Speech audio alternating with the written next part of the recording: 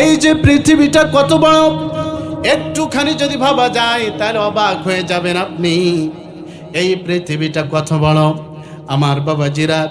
এই পৃথিবী থেকে সূর্যটা দেখা যায়, সূর্যটা প্লেটের মতো। এই যে জমিন থেকে সূর্যটা প্লেটের মতো দেখা যায় অনেক উপরে। এটা দূরত্ব কত জানেন?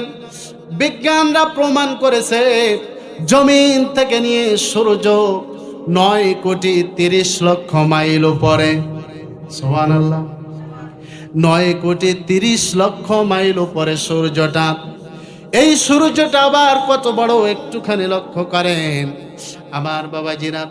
এই সূর্যটা পৃথিবীর থেকে 13 লক্ষ গুণ বড়, বলি সুবহানাল্লাহ। আমার বাবাজিরা, এই যে পৃথিবীকে, এই পৃথিবীটা সূর্যের তুলনায় অনেক ছোট, কিন্তু এর পরেও এই পৃথিবীকে আলোকিত করার জন্য আল্লাহ রব্বুল আলামিন পৃথিবীর থেকে 13 লক্ষ গুণ বড় করে সূর্য বানিয়েছেন। সুবহানাল্লাহ। আমার বাবাজিরা, একটুখানি লক্ষ্য করেন, এই যে আমরা পৃথিবীতে রাত্রেবেলা এখন অবস্থান করছি, আবার যদি তারকার দিকে যদি তাকাই, বলেন তো শুনি, এক একটা তারকা সূর্যের থেকে ছোট না বড়? সূর্যের থেকে অনেক বড়, অনেক বড় এক একটা তারকা সূর্যের থেকে। একটা তারকার নাম হলো বেটেল জুইস। এই বেটেল জুইস তারকা হলো সূর্যের থেকে 33 কোটি গুণ বড়। একটু আওয়াজ দিয়ে বলেন না। এই যে পৃথিবীর থেকে সূর্যটা 13 লক্ষ গুণ বড়, আবার এই সূর্যের থেকে এই ব্যাটেল জুইস নামক তারকাটা, এই তারকাটা সূর্যের থেকে 33 কোটি গুণ বড়। আউযু বিল্লাহি মিনাশ শাইতানির রাজিম।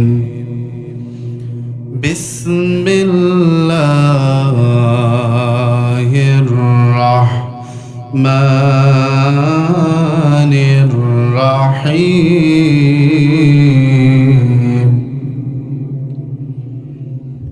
وَإِذَا مَا أُنزِلَتْ سُورَةٌ فَمِنْهُمْ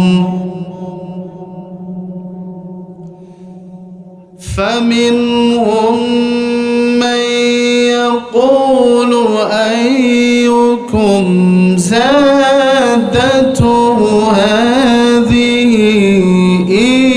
إِيمَانًا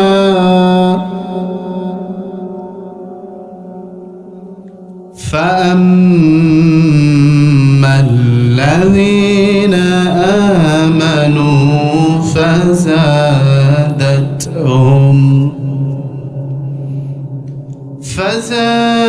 فزادتهم إيمانا وهم يستبشرون.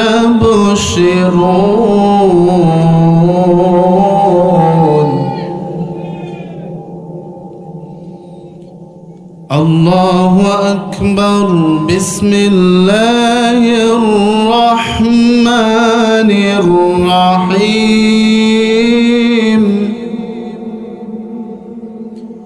إن الله وملائكته يصلون على النبي يا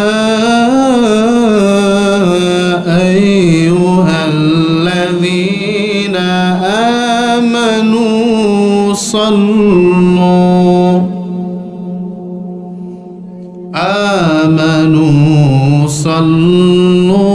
عليه وسلموا تسليما.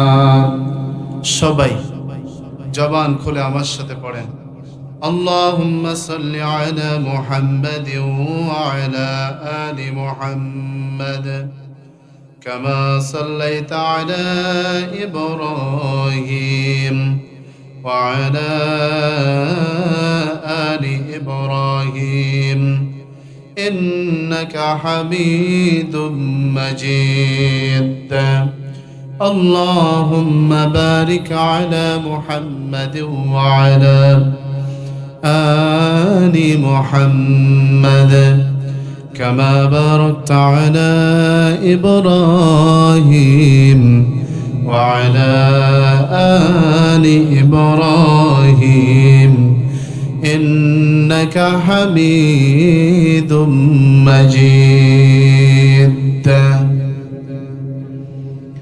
আল্লাহ তুমি দয়াময় করুণা ঘেরা আল্লাহ তুমি দয়াময় করুণা ঘেরা তব দয়াতে ওঠে চন্দ্র সূর্য আসমান থেকে নামে বাড়ি ধারা আল্লাহ তুমি দয়াময় করুণা ঘেরা আল্লাহ তুমি দয়াময়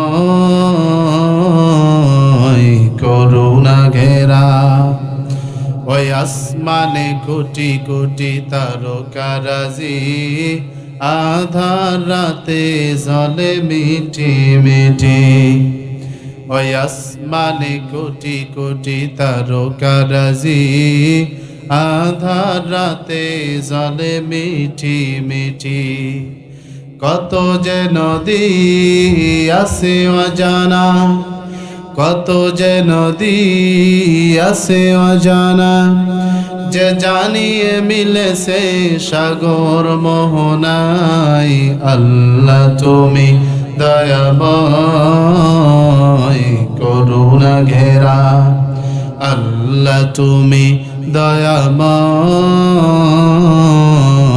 করুণা ঘেরা আলহামদুলিল্লাহ বাংলাদেশের ঐতিহ্যবাহী জেলা দিনাজপুর পার্বতীপুর থানার অন্তর্গত খয়েরপুকুরহাট দলাইকোটা নুরানি হাফিজিয়া মাদ্রাসা ও এতিমখানার হাফেজ ছাত্রদের পাগড়ি প্রদান উপলক্ষে ১৩তম ঐতিহাসিক তাফসিরুল কোরআন মাহফিল।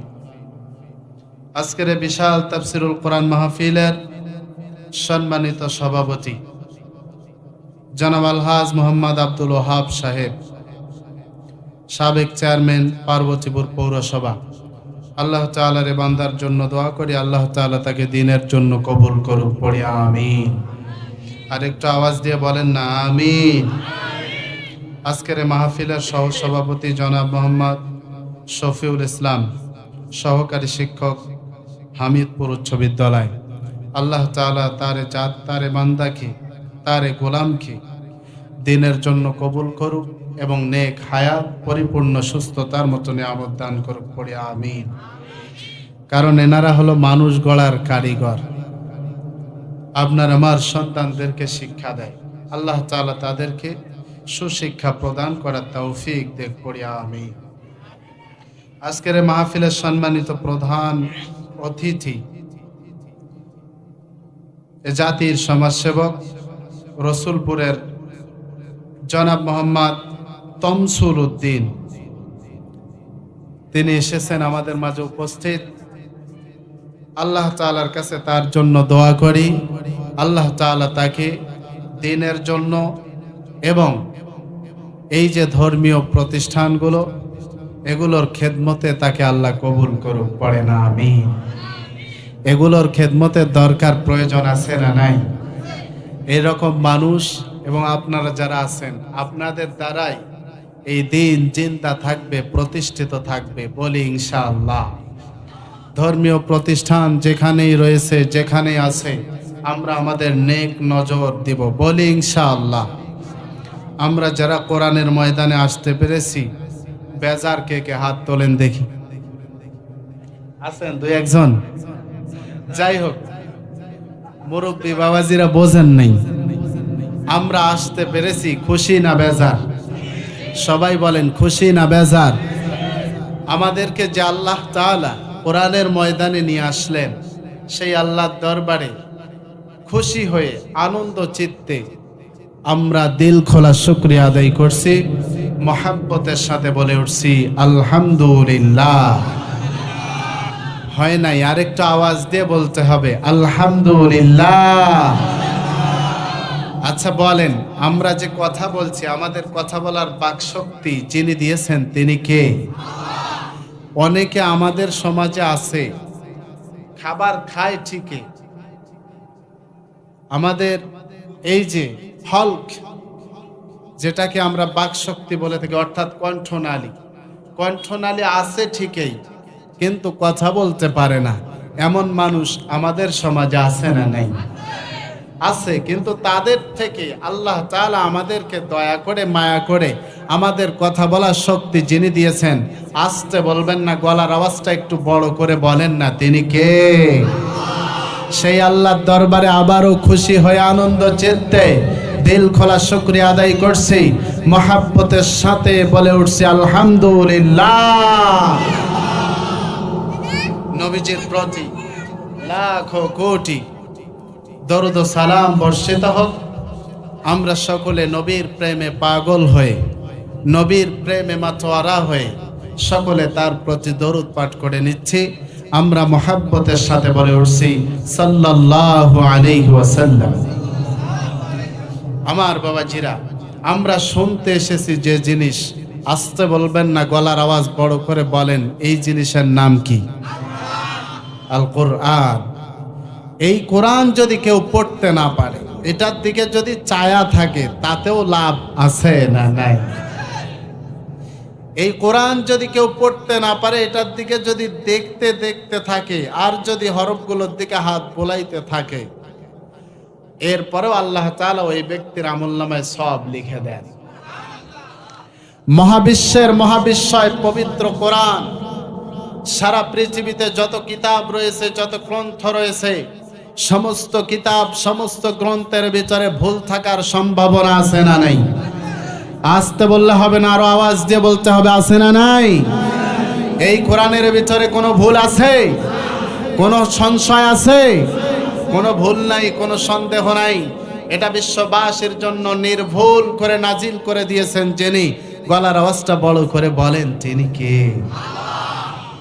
আমার বাবাজিরা, এই জন্যই ইসলাম বিরোধী যারা, ইসলাম বিদ্বেষী যারা, ইসলামের চূড়ান্ত দুশ্মন যারা, ইসলামের চূড়ান্ত শত্রু যারা, তারা দুনিয়াতে সমস্ত কিতাব নিয়ে যদি তালিম হয়, মিটিং হয়, মিছিল হয়, তাদের গায়ে আঘাত লাগে না, কলিজায় আঘাত লাগে না। যখন এই আল্লাহর কোরআনের মাহফিল হয়, আল্লাহর কোরআন নিয়ে আলোচনা হয়, তখনই তাদের হৃদয়ে আঘাত, কলিজায় আঘাত আছে না নাই? কেন? আঘাত হওয়ার পিছনে কারণ হলো, এই কোরআন যদি সংসদে প্রতিষ্ঠিত হয়ে যায়, চোর আছে যারা, তারা চুরি করতে পারবে? আসতে বলেন কেন? চুরি করতে পারবে? চোর যারা, তারা চুরি করতে পারবে না।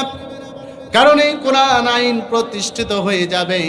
কোরআনের আইন প্রতিষ্ঠিত যখন হয়ে যাবে, আল্লাহ রাব্বুল আলামিন বলেন, ওয়াস-সারিকু ওয়াস-সারিকাতু ফাকতাউ আইদিয়াহুমা জাযাআম বিমা কাসাবা নাকালাম মিনাল্লাহ। জোরে বলুন আল্লাহু আকবার। আল্লাহ রাব্বুল আলামিন বলেন, চোর পুরুষ হোক কিংবা নারী হোক, যদি চুরি করে আর যদি ধরা পড়ে যায়, তাহলে তাদের হাত কেটে দেওয়া হোক।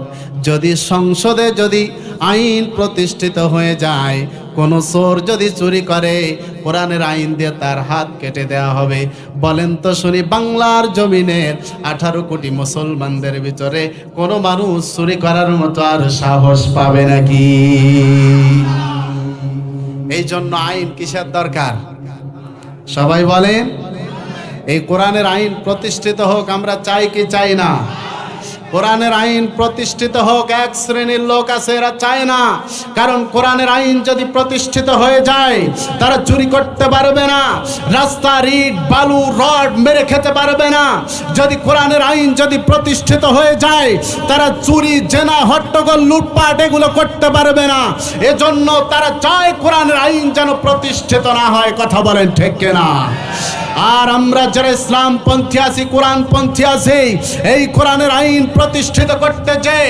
যদি আবারও যদি কোনো অভ্যুত্থানের মতো যদি রাজপথে নামতে হয়, আল্লাহর কোরআনের বিজয় আনতে যদি রাজপথে নেমে আবু সাইদ মুক্তার মতো যদি জীবন দিতে হয়, প্রয়োজনে জীবন দেব। বাতিল অপশক্তির কাছে মাথা নত করতে রাজি নাই। আমার সাথে একমত করে হাত তুলে আমার আল্লাহকে দেখায় দে।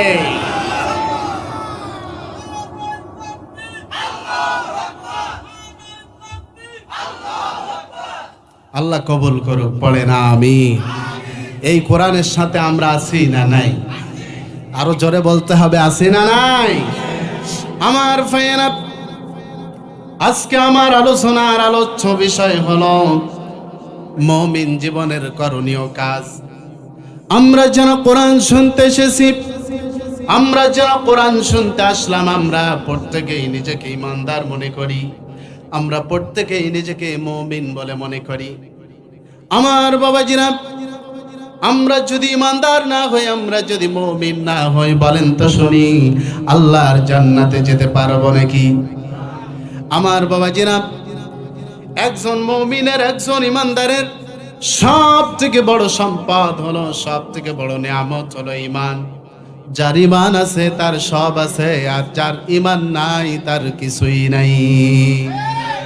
আমার বাবাজিরা, এই জন্য আমরা যেন কোরআন শুনতে আসলাম, আমরা কোরআন দিয়ে কথা বলবো, কোরআন দিয়ে কথা শুনবো ইনশাআল্লাহ। যতক্ষণ কথা হবে আল্লাহর কোরআন থেকে কথা হবে। আমার বাবাজিরা, আজকের আলোচনার আলোচ্য বিষয় হলো মুমিন জীবনের করণীয় কাজ। আপনি আমি প্রত্যেকেই নিজেকে মুমিন বলে মনে করি, আপনি আমি প্রত্যেকেই নিজেকে ইমানদার বলে মনে করি। যদি নিজেকে মুমিন বলে মনে করি, তাহলে আপনি যদি নিজেকে মুমিন বলে মনে করেন, তাহলে বলেন তো আপনার জীবনে কি কি কাজ, এগুলো জানার দরকার, প্রয়োজন আছে না নাই? আরো জোরে বলেন। মুমিন জীবনের 1 নম্বর করণীয় কাজ হলো মুমিনরা বেশি বেশি আল্লাহর কোরআন পড়বে। আর কোরআন যত বেশি পড়বে, ওই সমস্ত মুমিনদের তত বেশি ঈমান বাড়ায় দিবেন যিনি তিনি কে? তাহলে অনেকেই আমাদেরকে প্রশ্ন করে থাকে, হুজুর কি এমন আমল আছে, কি এমন কাজ আছে যে কাজগুলো করলে আমাদের ঈমান বাড়বে? কি এমন আমল আছে, কি এমন কাজ আছে যে কাজগুলো করলে আমাদের ঈমান বৃদ্ধি পাবে? আমার বাবাজিরা, এটা দুনিয়ার কোনো মানুষ বলেন নাই কি কাজ করলে ঈমান বৃদ্ধি পাবে। বলেছেন যিনি। আস্তে বলবেন না, গলার আওয়াজ বড় করে বলেন তো তিনি কে? আল্লাহ রাব্বুল আলামিন বলেন, ওয়া ইযা মা উনজিলাত সূরাতুন ফামিনহুম মান ইয়াকুলু আইয়ুকুম যাদাতুহু হাযিহি ঈমানা فأما الذين آمنوا فزادتهم إيمانا وهم يستبشرون। আল্লাহ রাব্বুল আলামিন বলেন, আর যখনই কোনো সূরা অবতীর্ণ হয়, তাদের কেউ কেউ বলে, এটা কি তোমাদের ঈমান বৃদ্ধি করলো কি? এরপরে আল্লাহ রাব্বুল আলামিন বলেন, ফাআম্মাল্লাযীনা আমানু ফাযাদাতুহুম ঈমানা। অথবা যারা ঈমান এনেছে, অর্থাৎ মুমিন যারা, বিশ্বাসী যারা, ঈমানদার যারা, আল্লাহ রাব্বুল আলামিন বলেন ফাযাদাতুহুম ঈমানা। আমি আল্লাহ রাব্বুল আলামিন আমার প্রতি ঈমান এনেছে যারা, যখন এই কোরআনের কোন আয়াত নাজিল হয়ে যায়, সূরা নাজিল হয়ে যায়, আমার প্রতি ঈমান এনেছে যারা, আমি আল্লাহ রাব্বুল আলামিন আমার ওই সমস্ত ঈমানদার বান্দাদের ঈমান বাড়ায়া দেই।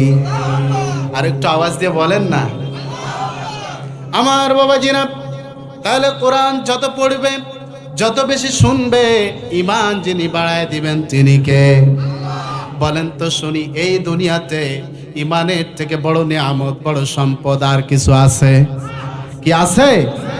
আমার বাবাজিরা, ঈমান কত বড় নিয়ামত, ঈমান কত বড় সম্পদ, একটুখানি লক্ষ্য করেন, দেখেন বিশ্বনবী মুহাম্মদুর রাসূলুল্লাহ সাল্লাল্লাহু আলাইহি ওয়াসাল্লাম বলেন, একটা ব্যক্তি যদি যাররা পরিমাণের ঈমান নিয়ে কবরে যায়, কোন ব্যক্তি যদি যাররা পরিমাণের ঈমান নিয়ে কবরে যায়, আল্লাহ রাব্বুল আলামিন ওই ব্যক্তিরে 10টা দুনিয়া সমান জান্নাতের মালিক বানায়া দেন।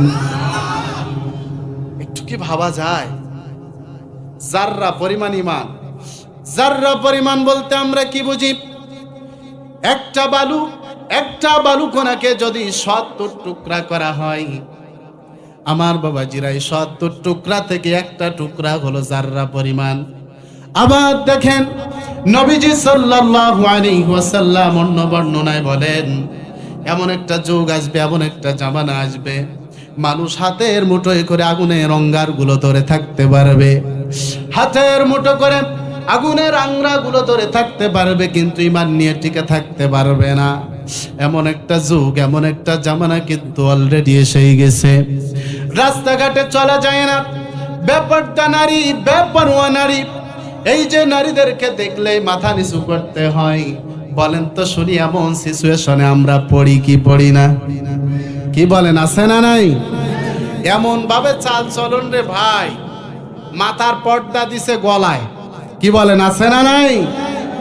আমার বাবাজিরা, মা বোনদেরকে নিয়ে একটু কথা বলি। মা বোনরা তো বর্তমান বেসামাল হয়ে গেছে, তবে যারা ভালো তারা তো ভালোই। আবার জাহান্নামে যাবে বলেন তো পুরুষ বেশি না নারী বেশি? নারী বেশি জাহান্নামে যাবে। এই জন্য মা বোনদেরকে বলতে চাই, ও মা ও বোন, দিনের পথে ফিরে আসো, কোরআনের পথে ফিরে আসো, নামাজ রোজা আদায় করো। কিন্তু এমনও মা আছে, এমনও বোন আছে, স্বামী কিছু বললে স্বামীর কথা সহ্য হয় না, দেওরের কথা ভালো লাগে। আরো জোরে বলেন, আছে না নাই? আমার বাবাজিরা, স্বামী ঢাকা থেকে আসতেছে, বিদেশ থেকে আসতেছে, স্বামীর জন্য সাজুগুজু করে না, কিন্তু যেদিন দুলাভাই বাড়িতে আসে সেদিন সাজে, তার সাজ দেখে কে? আমার বাবাজিরা, এই জন্য মা বোনদেরকে বলি, ও মা ও বোন, দিনের পথে ফিরে আসো, কোরআনের পথে ফিরে আসো, স্বামীর হুকুম মেনে চলো। স্বামীর হুকুম যদি না মানে, বলেন তো বিপদ মুসিবত আছে না নাই? নামাজ রোজা তো ধারেই না। মা বোনদের ভিতরে যে এত অলসতা, বারবার নামাজের কথা বললেও নামাজ আদায় করতে চায় না, এমনও নারী আমাদের সমাজে আছে না নাই? আবার টিভির সিরিয়াল নিয়ে ব্যস্ত হয়ে থাকে। কি বলেন, আছে না নাই? নামাজ রোজা ছাড়তে পারে ওরা, নামাজ রোজা ছাড়তে পারে ওরা, ধর্ম কর্ম ছাড়তে পারে ওরা, ছাড়বে না হিন্দি সিরিয়াল। হিন্দি এখন পরিবারে বাদাইছে গোলমাল। আরো জোরে বলতে হবে, ঠিক কিনা?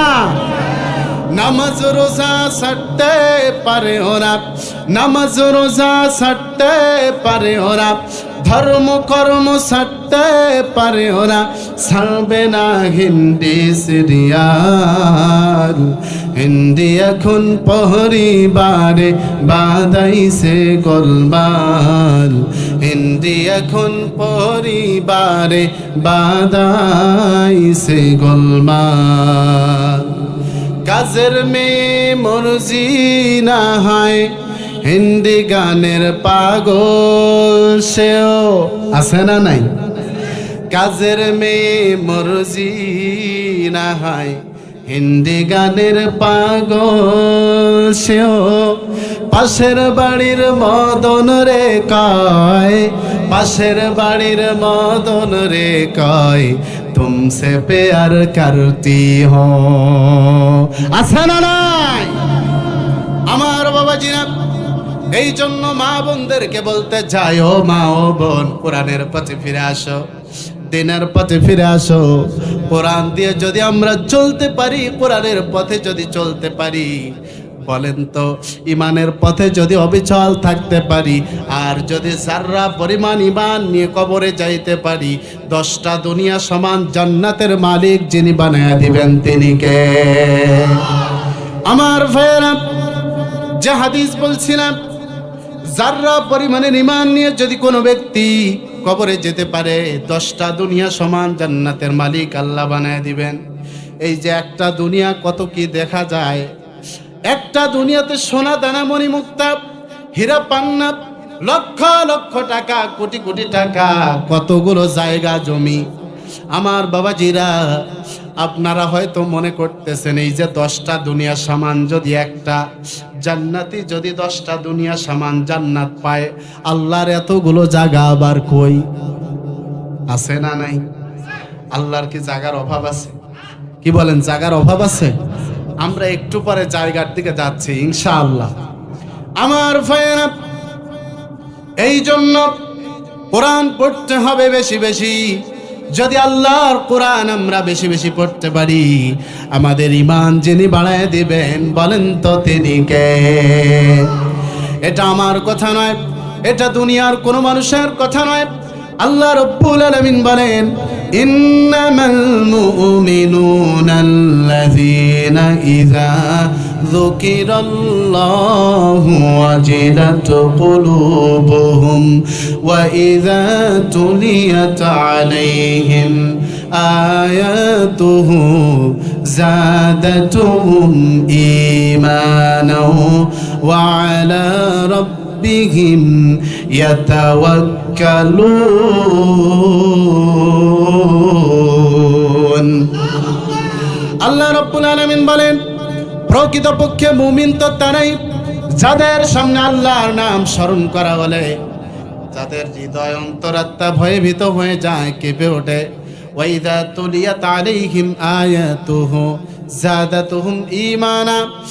আর যখন তাদের সামনে আল্লাহর কোরআনের আয়াতগুলো পাঠ করা হয়, তেলাওয়াত করা হয়, আল্লাহ রাব্বুল আলামিন বলেন, আমি আল্লাহ রাব্বুল আলামিন আমার ওই সমস্ত বান্দাদের ঈমান আরো বেশি বাড়ায়া দেই।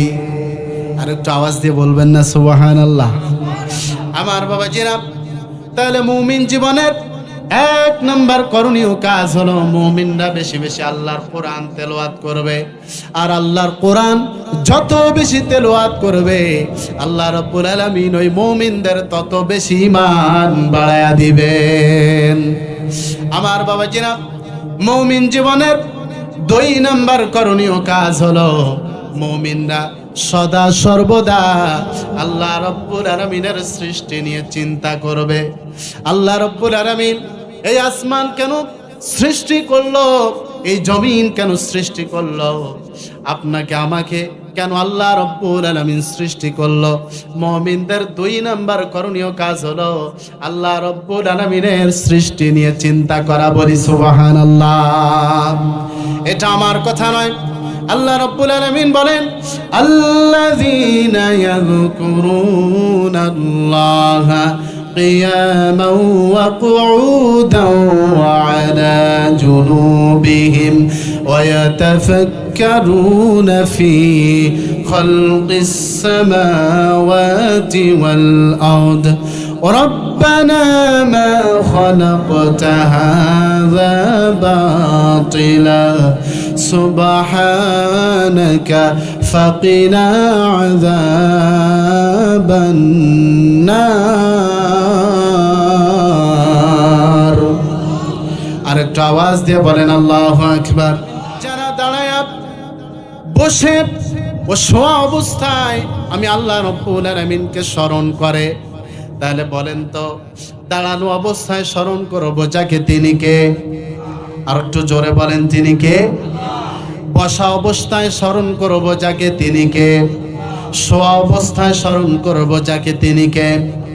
আল্লাহ রাব্বুল আলামিন বলেন, যারা দাঁড়ানো অবস্থায়, বসা অবস্থায়, শোয়া অবস্থায় আল্লাহ রাব্বুল আলামিনকে স্মরণ করে এবং বলেন ওয়া ইয়াতাফাক্কারুনা ফি খালকিস সামাওয়াতি ওয়াল আরদ, এবং আল্লাহ রাব্বুল আলামিন আসমান কেন সৃষ্টি করেছেন, জমিন কেন সৃষ্টি করেছেন, এই বিষয় নিয়ে চিন্তা করে। বলেন তো শুনি, আল্লাহ রাব্বুল আলামিন এই যে সারা পৃথিবী কেন সৃষ্টি করলেন, এটা জানার দরকার, প্রয়োজন আছে না নাই? এবং এই বিষয় নিয়ে চিন্তা চেতনা করার দরকার, প্রয়োজন আছে না নাই? এই যে পৃথিবীটা কত বড়, একটুখানি যদি ভাবা যায় তাহলে অবাক হয়ে যাবেন আপনি। এই পৃথিবীটা কত বড় আমার বাবাজিরা। এই পৃথিবী থেকে সূর্যটা দেখা যায়, সূর্যটা প্লেটের মতো। এই যে জমিন থেকে সূর্যটা প্লেটের মতো দেখা যায় অনেক উপরে। এটা দূরত্ব কত জানেন? বিজ্ঞানরা প্রমাণ করেছে জমিন থেকে নিয়ে সূর্য 9,30,00,000 মাইল উপরে। সুবহানাল্লাহ, 9,30,00,000 মাইল উপরে সূর্যটা। এই সূর্যটা আবার কত বড় একটুখানি লক্ষ্য করেন আমার বাবাজিরা। এই সূর্যটা পৃথিবীর থেকে 13 লক্ষ গুণ বড়, বলি সুবহানাল্লাহ। আমার বাবাজিরা, এই যে পৃথিবীকে, এই পৃথিবীটা সূর্যের তুলনায় অনেক ছোট, কিন্তু এর পরেও এই পৃথিবীকে আলোকিত করার জন্য আল্লাহ রব্বুল আলামিন পৃথিবীর থেকে 13 লক্ষ গুণ বড় করে সূর্য বানিয়েছেন। সুবহানাল্লাহ। আমার বাবাজিরা, একটুখানি লক্ষ্য করেন, এই যে আমরা পৃথিবীতে রাত্রেবেলা এখন অবস্থান করছি, আবার যদি তারকার দিকে যদি তাকাই, বলেন তো শুনি, এক একটা তারকা সূর্যের থেকে ছোট না বড়? সূর্যের থেকে অনেক বড়, অনেক বড় এক একটা তারকা সূর্যের থেকে। একটা তারকার নাম হলো বেটেল জুইস। এই বেটেল জুইস তারকা হলো সূর্যের থেকে 33 কোটি গুণ বড়। একটু আওয়াজ দিয়ে বলেন না। এই যে পৃথিবীর থেকে সূর্যটা 13 লক্ষ গুণ বড়, আবার এই সূর্যের থেকে এই ব্যাটেল জুইস নামক তারকাটা, এই তারকাটা সূর্যের থেকে 33 কোটি গুণ বড়। আল্লাহু আকবার বলবেন না? আমার ভাইয়েরা, এই যে সূর্যের থেকে এই ব্যাটেল জুইস এই তারকাটা 33 কোটি গুণ বড়। আমার বাবাজিরা, আমেরিকার নাসা থেকে মহাকাশ গবেষণাগারী বৈজ্ঞানিক যারা, এই বিজ্ঞান যারা, এই বৈজ্ঞানিকরা চাঁদের দেশ পর্যন্ত গিয়েছিল, মঙ্গল গ্রহে গিয়েছিল। আমার বাবাজিরা, এই পৃথিবী থেকে সব থেকে কাছের গ্রহ হলো শুক্রাণু, মঙ্গল গ্রহ। আমার বাবাজিরা, এই পৃথিবী থেকে সব থেকে কাছে যে তারকাটা, এই তারার নাম হলো প্রক্সিমা সেন্টারি। এই প্রক্সিমা সেন্টারি, এই তারকা পৃথিবী থেকে কত দূরত্ব একটুখানি দেখেন আমার বাবাজিরা। এই প্রক্সিমা সেন্টারি, এই তারকার দেশে যদি দুনিয়ার কোনো মানুষ যদি যেতে চায়, দুনিয়ার কোনো যানবাহন দিয়ে এই তারকার দেশে যাওয়া সম্ভব নয়। দুনিয়ার কোনো যানবাহন দিয়ে এই তারকার দেশে বাস, গাড়ি, বিমান এগুলো দিয়ে যাওয়া সম্ভব নয়। কিন্তু নবযান একটা তৈরি করেছেন বিজ্ঞানীরা। এই নবযান, এটার নাম হলো অ্যাপোলো 11। এই অ্যাপোলো 11, এই নবযানটা 1 সেকেন্ডে 11 কিলোমিটার দ্রুতগামী। আমার বাবাজিরা, এই অ্যাপোলো 11 পার আওয়ার, প্রতি ঘন্টা 39,000 কিলোমিটার বেগে চলে। বিজ্ঞানীরা প্রমাণ করেছেন এই অ্যাপোলো 11, এই নবযাত্রা দিয়ে যদি কেউ প্রক্সিমা সেন্টারি এই তারকার কাছে যদি যেতে চায়, ওই ব্যক্তির প্রক্সিমা সেন্টারি এই তারকার কাছে যেতে সময় লাগবে 1,15,000 বছর মাত্র। কে কে যাবেন? হাত তোলেন। যাবেন কেউ? 1,15,000 বছর সময় লাগবে এই প্রক্সিমা সেন্টারি এই তারকার কাছে যেতে। তাহলে দেখেন আল্লাহ রাব্বুল আলামিন, এই যে আমরা এখন আছি জমিনে মহাশূন্যে, এরপরে কি এই যে গ্রহ নক্ষত্র, এরপরে প্রথম আসমান, আবার গ্রহ নক্ষত্র, এরপরে আবার শূন্য দ্বিতীয় আসমান, এরপরে আবার গ্রহ নক্ষত্র শূন্য তৃতীয় আসমান, আবার মহাশূন্য, এরপরে চতুর্থ আসমান, এরপরে আবার মহাশূন্য পঞ্চম আসমান, এরপরে আবার মহাশূন্য ষষ্ঠ আসমান, এরপরে আবার মহাশূন্য সপ্তম আসমান, এরপরে ইনদা সিদরাতিল মুনতাহা। আল্লাহু আকবার। এরপরে সিদরাতুল মুনতাহা, এরপরে আরশ আজিম। চিল্লায় বলবেন না আল্লাহু আকবার। আমার ভাইয়েরা, একটুখানি লক্ষ্য করেন, এই যে পৃথিবীতে এই জায়গা আসমান নিয়ে যদি আপনি গবেষণা করেন, আল্লাহ রাব্বুল আলামিন আপনারে আমারে গবেষণা করে আপনার চিন্তার উন্মুক্তর দ্বার খুলে দিবেন, আপনারে আমারে হেদায়েতের জন্য কবুল করে নিবেন। আমার বাবাজিরা, আমেরিকার নাসা থেকে যে চাঁদের দেশে গিয়েছিল নীল আর্মস্ট্রং এবং আরো কয়েকজন চাঁদের দেশে গিয়েছিল, আমার বাবাজিরা চাঁদের দেশে তারা গেল, যাওয়ার পরে চাঁদের মধ্যে দেখলো যে একটা ফাটা দাগ। আমার বাবাজিরা, বিশ্বনবী মুহাম্মদুর রাসূলুল্লাহ সাল্লাল্লাহু আলাইহি ওয়াসাল্লামকে কাফের মুশরিকরা বলেছিলেন, ওগো নবী, তুমি যদি তোমার হাতের আঙ্গুলের ইশারায় যদি আকাশের চাঁদটাকে দ্বিখণ্ড করে দিতে পারো, তাহলে আমরা কালিমা পড়ব, মুসলমান হয়ে যাব, ঈমান গ্রহণ করব। বিশ্বনবী মুহাম্মদুর রাসূলুল্লাহ সাল্লাল্লাহু আলাইহি ওয়াসাল্লাম আল্লাহর কাছে দোয়া করলেন।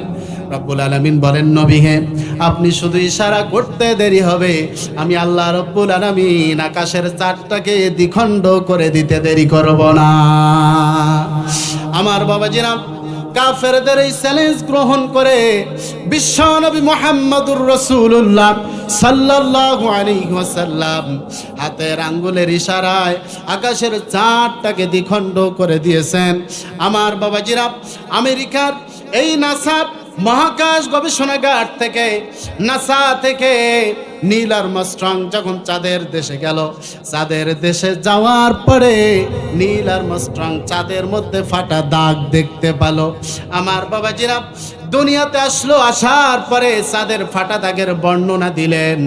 নীল আর্মস্ট্রং মাত্র কয়েকশো বছর বা কয়েক বছর আগে চাঁদের ফাটা জায়গার বর্ণনার কথা বলেছেন, আর আপনার আমার মালিক ১৫০০ বছর আগে কোরআনুল কারীমের মধ্যে চাঁদের ফাটা জায়গার কথা বলে দিয়েছেন। আল্লাহ রাব্বুল আলামিন বলেন, ইকতারাবাতিস সাআতু ওয়ানশাক্কাল কমার। বলি আল্লাহু আকবার। আল্লাহ রাব্বুল আলামিন বলেন, আমার বাবাজিরা, কিয়ামত নিকটবর্তী হয়ে গেছে, চাঁদের মধ্যে ফাটল ধরে গেছে। তাহলে দেখেন তো, আমরা যারা কোরআন শুনতে আসলাম, এই কোরআন নিয়ে যদি আমরা গবেষণা করতে পারি, আমরা বিজ্ঞান ভিত্তিক কিছু পাবো কি পাবো না? আজকের বিজ্ঞানীরা প্রমাণ করছে এত বছর পরে, আর আল্লাহ রাব্বুল আলামিন ১৫০০ বছর আগে বিজ্ঞানীদের সমস্ত তথ্য এই কিতাব কোরআনুল কারীমের ভিতরে দিয়ে দিয়েছেন। এই কোরআন বিজ্ঞানময় কোরআন, ইয়াসিন ওয়াল কুরআনিল হাকীম, সমস্ত বিজ্ঞানদের বাবার বাবার বাবার বাবা হলো আল্লাহ নাজিল করা এই কোরআন। চিল্লায় বলি সুবহানাল্লাহ। আমার ভাইরা, তাহলে আমরা মুমিন জীবনের করণীয় কাজ, ২ নাম্বার করণীয় কাজ আলোচনা করছিলাম। ২ নাম্বার করণীয় কাজ হলো আল্লাহ রাব্বুল আলামিনের সৃষ্টি নিয়ে চিন্তা করা, গবেষণা করা। এই যে দেখেন, আসমান নিয়ে একটু কথা বললাম, জমিন নিয়ে একটু কথা বলি। রাশিয়ার মধ্যে বিজ্ঞানীরা জমিনে কি আছে এটা দেখার জন্য জমিন খনন করা শুরু করে দিল। জমিনের তলে কি আছে এটা দেখার জন্য খনন করা শুরু করে দিল। আমার বাবাজিরা, জমিন খুঁড়তে খুঁড়তে বৈজ্ঞানিকরা ১২ কিলোমিটার পর্যন্ত জমিনের নিচে চলে যেতে পেরেছে, এরপরে আর পারে নাই। আমার বাবাজিরা, এই যে বিজ্ঞানরা ১২ কিলোমিটার পর্যন্ত যখন মাটির নিচে চলে গেল, এরপরে যে যন্ত্র দিয়া জমিনটা খনন করছে, এই যন্ত্রটা তাপমাত্রা এত বেশি, যন্ত্রটা গলে যাচ্ছে, পুড়ে যাচ্ছে। আমার বাবাজিরা, এত বেশি তাপমাত্রা, এত বেশি গরম, বিজ্ঞানীরা বলে যে প্রায় ২০০০ সেলসিয়াস তাপমাত্রা আজকে আমরা সূর্যের তাপ এই জমিনে পেয়ে থাকি। ৪০, ৪৫, ৫০ বা ৬০ ডিগ্রি তাপমাত্রা আমরা পেয়ে থাকি। আমার বাবাজিরা, এই যে তাপমাত্রা, বিজ্ঞানরা যখন জমিন খনন করা শুরু করে দিল, ২০০০ সেলসিয়াস তাপমাত্রা, যে লোহা, যে মেশিন ঢুকায় দেয় মাটি খনন করার জন্য, গলে যায়। আমার বাবাজিরা, এই যে একটা অবস্থা, প্রধান বিজ্ঞানী যিনি ছিলেন তিনি বলেন, এটাকে মাফ করার জন্য আমি যন্ত্র নিচে নামায় দিলাম। দেখলাম 1500 সেলসিয়াস তাপমাত্রা হলে লোহা পর্যন্ত গলে যায়, কিন্তু 2000 সেলসিয়াস তাপমাত্রা শুরু হয়ে গেছে। আবার বৈজ্ঞানিকরা কিছু আওয়াজ পেল, সেখানে এমন কিছু আওয়াজ পেল। এই আওয়াজ পাওয়ার কারণে প্রধান বৈজ্ঞানিক যে ছিল, এই প্রধান বিজ্ঞানী তিনি একটা মাইক্রোফোন সেখানে নামাই দিলেন। কিসের আওয়াজ পাওয়া যায়? প্রথমবার মাইক্রোফোন নামাই দিলেন, দেখলেন এমন আওয়াজ আসে যে আওয়াজগুলো কয়েকজন মানুষের আওয়াজ নয়, হাজার হাজার লক্ষ লক্ষ মানুষ যদি ভয়ঙ্কর বিপদের মধ্যে পড়ে যায়, যেমন চিল্লা চিল্লি করে, এমন একটা আওয়াজ মাইক্রোফোনের মধ্যে রেকর্ড হয়ে গেল। এই মাইক্রোফোন নিয়ে আসলো, আসার পরে এটা শুনল, আবার নামায় দিল এই মাইক্রোফোনটা, দেখি কেমন আওয়াজ আসে। এই আওয়াজ রেকর্ড করলেন, দেখলেন অধিকাংশ আওয়াজ শোনা যায় নারী কণ্ঠ, মহিলা কণ্ঠের। বিশ্ব নবী মুহাম্মদুর রাসূলুল্লাহ সাল্লাল্লাহু আলাইহি ওয়াসাল্লাম বলেন, জাহান্নামে যাবে সব থেকে বেশি মহিলারা। আমার বাবাজিরা, এই বৈজ্ঞানিক নারীদের চিৎকারের আওয়াজ মাইক্রোফোন দিয়ে রেকর্ড করে নিয়ে আসলেন। এই বৈজ্ঞানিকরা সেখানে আর বেশি খনন করলেন না, ভয়ে সেখান থেকে পালায়া উঠে আসলেন। তাহলে এখান থেকে স্পষ্টভাবে আমরা প্রতীয়মান হই যে জাহান্নাম হলো মাটির নিচে। আল্লাহ রাব্বুল আলামিন বলেন, নমরুদকে ফিরাউনকে যখন পানির মধ্যে চুবালেন, আল্লাহ বলেন আমি তাকে পানির মধ্যে চুবাইলাম এবং পানির মধ্যে চুবানোর পরে তারে জাহান্নামের মধ্যে নিক্ষেপ করলাম। বলেন নাউযুবিল্লাহ। তাহলে পানির মধ্যে চুবাইছে, পানি থেকে জাহান্নামের মধ্যে নিক্ষেপ করছে। তাহলে সিজ্জিন শব্দ আল্লাহ কোরআনের ভিতরে ব্যবহার করেছেন। এই যে আমরা জাহান্নামের আযাব, এই আযাব কি আমাদের সহ্য করার মতো কোনো ক্ষমতা আছে? আরো জোরে বলেন, আছে? এই যে আসমান, এই জমিন, এই যে আমরা, আল্লাহ তাআলা আমাদেরকে সৃষ্টি করেছেন, আল্লাহর সৃষ্টি নিয়ে যদি আমরা গবেষণা করি, চিন্তা করি, আল্লাহ তাআলা আমাদের চিন্তার দ্বার উন্মুক্ত করে আল্লাহর কোরআনের জন্য হেদায়েতের রাস্তা আল্লাহ আমাদেরকে কবুল করে নিবে। আমার ভাইয়েরা, এরপরে দেখেন মুমিন জীবনের 3 নম্বর করণীয় কাজ হলো, মুমিনরা সব থেকে বেশি ভয় করবে, সব থেকে বেশি ভালোবাসবে আল্লাহ রাব্বুল আলামিনকে। তাহলে আমরা যারা মুমিন, আমরা যারা নিজেদেরকে ঈমানদার বলে মনে করি, আমরা যারা নিজেদেরকে ঈমানদার বলে দাবি করি, বলেন তো আল্লাহর প্রতি বেশি ভালোবাসা আমাদের থাকার দরকার, প্রয়োজন আছে না নেই? আসতে বললে হবে না, আরেকটা আওয়াজ দিয়ে বলেন, আছে না নাই? আমার ভাইয়েরা, মনোযোগ কামনা করছি, শুধু আল্লাহর প্রতি ভালোবাসা থাকলে হবে না, রাসূলের প্রতিও ভালোবাসা থাকতে হবে। কারণ নবীজি সাল্লাল্লাহু আলাইহি ওয়াসাল্লাম বলেন, লা ইউমিনু আহাদুকুম হাত্তা কুনা হাব্বা ইলাইহি মিন ওয়ালিদিহি ওয়া ওয়ালাদিহি ওয়ান নাসি আজমাইন। বিশ্ব নবী মুহাম্মদুর রাসূলুল্লাহ সাল্লাল্লাহু আলাইহি ওয়াসাল্লাম বলেন, ওই ব্যক্তি ততক্ষণ প্রকৃত পর্যন্ত মুমিন হতে পারবে না যতক্ষণ না সে তার মা বাবা থেকে শুরু করে স্ত্রী পুত্র সন্তান আদি এবং দুনিয়ার সমস্ত মানুষের থেকে আমি রাসূলকে বেশি ভালোবাসতে না পেরেছে। তাহলে যতক্ষণ পর্যন্ত রাসূলকে আপনি বেশি ভালোবাসতে পারেন নাই, আমি বিশ্ব নবী মুহাম্মদুর রাসূলুল্লাহ সাল্লাল্লাহু আলাইহি ওয়াসাল্লামকে যতক্ষণ পর্যন্ত বেশি ভালোবাসতে পারি নাই, ততক্ষণ পর্যন্ত প্রকৃত মুমিন হতে পারবো না। আর প্রকৃত মুমিন যারা, তারা সব থেকে বেশি ভালোবাসে যাকে, আসতে বলবেন না, গলার আওয়াজ বড় করে বলেন তো তিনি কে? আমার বাবাজিরা, একটুখানি লক্ষ্য করেন, দিলের কান দিয়ে কথাগুলো শুনতে হবে। বিশ্ব নবী মুহাম্মদুর রাসূলুল্লাহ সাল্লাল্লাহু আলাইহি ওয়াসাল্লামের সাহাবী হযরতে আবু উবাইদা ইবনুল জাররাহ রাদিয়াল্লাহু আনহু, এই আবু উবাইদা নবীজির সাথে জিহাদের ময়দানে গেছে, বদরের যুদ্ধে। আবু উবাইদা রাদিয়াল্লাহু আনহু এমন একজন সাহাবী, আশারায়ে মুবাশশারা। আমার বাবাজিরা, দুনিয়ার জিন্দেগিতে থাকা অবস্থায় 10 জন ব্যক্তি জান্নাতের সার্টিফিকেট পেয়েছেন, তার মধ্যে আবু উবাইদা ইবনুল জাররাহ একজন। বদরের যুদ্ধটা এমন একটা যুদ্ধ, ভাইয়ের সাথে ভাইয়ের বিরুদ্ধে ভাইয়ের যুদ্ধ, বাপের বিরুদ্ধে সন্তানের যুদ্ধ, চাচা ভাতিজার লড়াই। আমার বাবাজিরা, বদরের যুদ্ধটা এমন একটা যুদ্ধ, হযরত আবু উবাইদা বিশ্বনবী মুহাম্মদুর রাসূলুল্লাহ সাল্লাল্লাহু আলাইহি ওয়াসাল্লামের সাথে আল্লাহর দ্বীন বিজয়ের জন্য জিহাদের ময়দানে গেছে, বদরের ময়দানে গেছে। আর আবু উবাইদার বাবা এই জাররা কাফেরদের সাথী হয়ে ইসলামের বিরুদ্ধে লড়াই করার জন্য বদরের যুদ্ধে এসেছে। আমার বাবাজিরা, যুদ্ধ চলছে, চলতে চলতে হঠাৎ করে এক পর্যায়ে আবু উবাইদার সামনে পড়ে গেল আবু উবাইদার বাবা জাররা পড়ে গেল। জাররা নবীজিকে আঘাত করার জন্য চেষ্টা করছে। 1টা বছর হয়ে গেল, আবু উবাইদা বাবার সাথে দেখা হয় নাই, সাক্ষাৎ হয় নাই। ইসলাম কবুল করে নবীজি সাল্লাল্লাহু আলাইহি ওয়াসাল্লামের সাথে চলে এসেছে। আমার বাবাজিরা, আবু উবাইদা যুদ্ধ চালাতে চালাতে সামনে পড়ে গেল বাবা। বাবার ভালোবাসাটা ফুটে উঠেছে, বাবার ভালোবাসা ফুটে উঠেছে।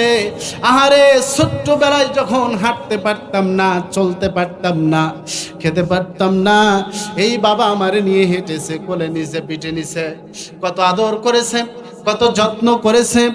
এই বাবা আমার সামনে পড়ে গেছে। আমার বাবাজিরা, আবু উবাইদা একটু তরবারিতে আঁটো করে নেওয়ার জন্য চিন্তা করলেন, বাবাকে আঘাত করবে না, কারণ বাবা ইসলামের বিপক্ষে লড়াই করার জন্য এসেছে, নবীজির বিরুদ্ধে লড়াই করার জন্য এসেছে। আবু উবাইদা তরবারিটা একটু গোটায় নিলেন, আবার নিজে নিজে অনুশোচনা করছেন, আমি তো আল্লাহর দুশমনদের সাথে লড়াই করতে এসেছি, সে যদি আমার বাবাও হয়, আমার নবীর দুশমন, আমার আল্লাহর দুশমন, আমি তার সাথে কোনো কৌশল বিনিময় করতে পারি না। ঠিক কিনা বলেন? আমরা এখান থেকে স্পষ্টভাবে বলতে চাই, যদি ইসলামের বিরুদ্ধে আঘাত করতে চাই, আমাদের বাবা থেকে শুরু করে আমাদের পরিবারের যে কেউ হতে পারে, এমনকি রাষ্ট্রীয়ভাবে আমাদের নেতাও যদি হয়, তাকেও আমরা ছাড় দিয়ে কথা বলতে রাজি না। প্রয়োজনে জীবন দিব, তাদেরকে হত্যা করব, প্রয়োজনে জীবন দিব, বাতিল অপশক্তির কাছে মাথা নত করে বাঁচতে চাই না। সিংহের মতো 1 ঘন্টা বাঁচতে চাই, বিড়ালের মতো 500 বছর বেঁচে থাকার কোনো লাভ নাই। আমার কথার সাথে একমত আছেন? কারা কারা হাত দেখতে চায়? লিল্লাহি তাকবীর, লিল্লাহি তাকবীর। আল্লাহ আমাদেরকে ওমরের মতো কবুল করুক, পড়ি না আমিন। আমার ভাইরা, এই আবু উবাইদা, তার বাবা পড়ে গেছে সামনে। আবু উবাইদা তার বাবার দিকে আগায় গেলেন, আর তরবারিটা বের করলেন, একটা আঘাত দিয়ে গর্দান থেকে কল্লাটা আলাদা করে ফেললেন। আমার বাবাজিরা, বদরের যুদ্ধ শেষ হয়ে গেল। যুদ্ধ শেষ হয়ে যাওয়ার পরে সাহাবীরা এসেছে, সাহাবীদের ভিতরে থেকে 14 জন সাহাবী শাহাদাত বরণ করেছে। আমার বাবাজিরা, এই 14 জন সাহাবী শহীদ হয়ে গেছে। সাহাবীরা কথা বলছেন। এরপরে নবীজি সাল্লাল্লাহু আলাইহি ওয়াসাল্লাম দেখেন আবু উবাইদা ফুপিয়ে ফুপিয়ে কাঁদছে। নবীজি সাল্লাল্লাহু আলাইহি ওয়াসাল্লাম বলেন, ও আবু উবাইদা, তোমার কি হয়েছে, কেন তুমি কাঁদছো? সাহাবায়ে কেরাম রাদিয়াল্লাহু আনহুম বলেন, ও নবীজি সাল্লাল্লাহু আলাইহি ওয়াসাল্লাম, আবু উবাইদার বাবা মারা গেছে যুদ্ধের ময়দানে এসে। নবীজি সাল্লাল্লাহু আলাইহি ওয়াসাল্লাম বললেন, তোমরা কি আবু উবাইদার বাবাকে মেরেছো? কে হত্যা করেছো? সাহাবীরা বলেন, ওগো নবীজি সাল্লাল্লাহু আলাইহি ওয়াসাল্লাম, আমরা কেউ আবু উবাইদার বাবাকে মারি নাই, আমরা কেউ আবু উবাইদার বাবাকে হত্যা করি নাই। আবু উবাইদা নিজেই তার বাবাকে হত্যা করেছে। বিশ্বনবী মুহাম্মদুর রাসূলুল্লাহ সাল্লাল্লাহু আলাইহি ওয়াসাল্লাম বলেন, আবু উবাইদা আয় আয় আমার বুকে চলে আয়, আজকে ইসলামের জন্য যে অবদান রাখলে তোমার জন্য আল্লাহর জান্নাত অপেক্ষায় রয়েছে। আরেকটু আওয়াজ দিয়ে বলেন না আল্লাহু আকবার। আমার বাবাজিরা, আমরা ইসলামের উপর আছি, ইসলামের উপর অটল থাকবো। ইসলাম বিদ্বেষীদের সাথে কোনো প্রকার কম্প্রোমাইজ চলবে না ইনশাআল্লাহ।